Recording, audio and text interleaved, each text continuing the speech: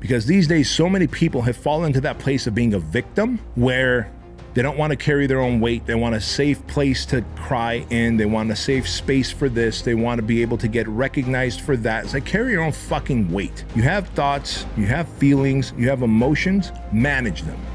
Manage them.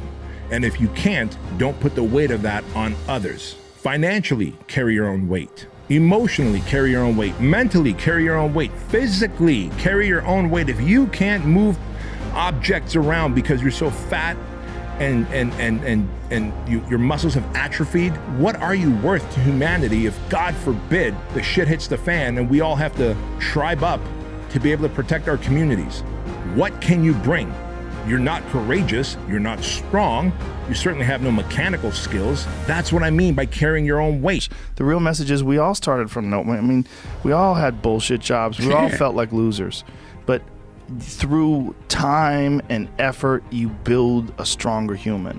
You build a stronger body, you build a stronger mind, you build accomplishments and will and momentum, and then you look back and you go, hey man, I'm not washing tables anymore. You know, I'm not washing dishes, I'm not cutting lawns, I'm not digging ditches. Yeah. You know, I'm a different person now, but I used to be.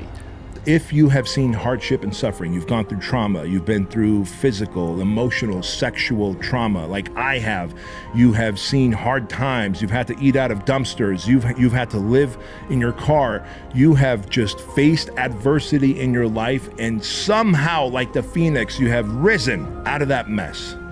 You're a person who is resilient. You're a person who is resourceful. You are a person who is relentless. And I admire that kind of person who has seen hardship and suffering, and through resourcefulness, resiliency, and a relentless mindset and attitude has pulled themselves out from the shit and become the kind of man who can serve humanity. Because that man has compassion, that man has empathy, and that man is respected and admired by all. Kids, and this is something that I completely missed as a kid. The actions that you take now affect your future. That sounds so obvious, but when you're 14, you just think, no, my life is only another 20 minutes.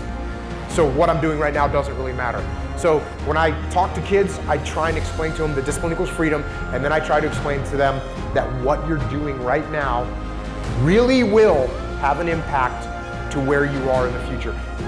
Because if you talk to people, they say, well, I want to have a meaningful life. Generally, people want that. But then you think, well, then why aren't you? And then you think, well, what does it mean to have a meaningful life exactly? And then you think, well, maybe it means that you have to take on responsibility, because your sacrifices have to be worth something, right? It has to have some meat, what you're aiming at. It has to be something that can elevate your worm-like self to the level of tolerability. You know, you can say, well, yeah, I've got all these flaws, but look at what I'm trying to do. Right. That's the real ground of self-respect.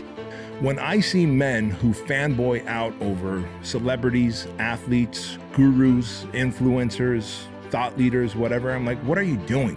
What are you doing? So I'm here to tell you right now, never seek the approval or validation of another man or another hero. Don't ever have like this hero syndrome. Don't put anybody, an athlete, a celebrity, a fucking president of the country on a pedestal. And I know you would never put some ice cream licking, hair smelling, geriatric dude on a pedestal anyway, but on the off chance you did, I'm telling you not to, because you are the top dog. You are the man on the pedestal. That's it. If there's one fucking pedestal, you belong on there.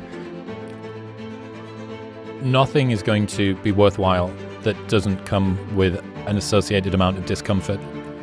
Therefore, when you start to feel friends around you and the people that you used to be able to speak a common language with start to push back and start to make the quips of, oh, not drinking tonight, yeah? Oh, you must be too cool for us now. I know it hurts. I know it hurts. That is the lead indicator, not even the lagging indicator. That is the lead indicator that you are doing the right thing.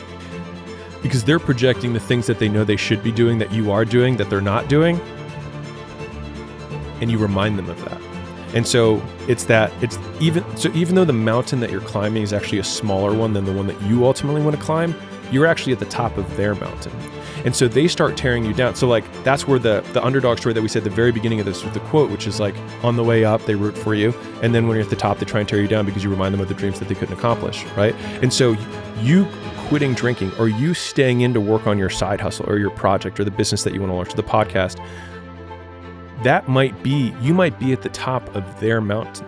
And so they are tearing you down because now you remind them that they haven't done it. Like, and I promise you, every single person who wants to do something with their life and has done something with their life has gone through the exact chapter that you're going through. And it's the lonely chapter. It's the chapter where you don't fit in with your own friends, but you don't have the outcomes yet to fit into a new group of friends. And you're doing this thing, you're consuming content on the internet, you're doing these free tutorials online to try and figure out how to set up a podcast and where do I host this thing? And then you're going through this and you're like, is this even worth it? Because you have no signs of success, right?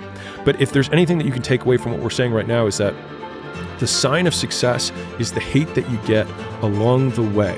And what you can't do is bend the knee to their hate and fit back into the conformity because it's comfortable and it's warm. Because like in the Matrix, when Trinity opens the door, when Neo's about to go take the red pill and he wants to get out of the car, she says, Neo, you've been down that road and you know exactly where it leads. And I know that's not where you want to be.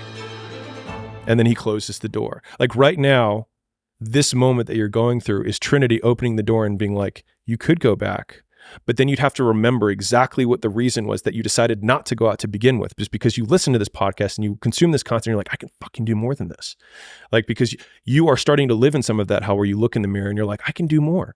And you start to see the person that you could be. And you're like, this does start to feel like hell.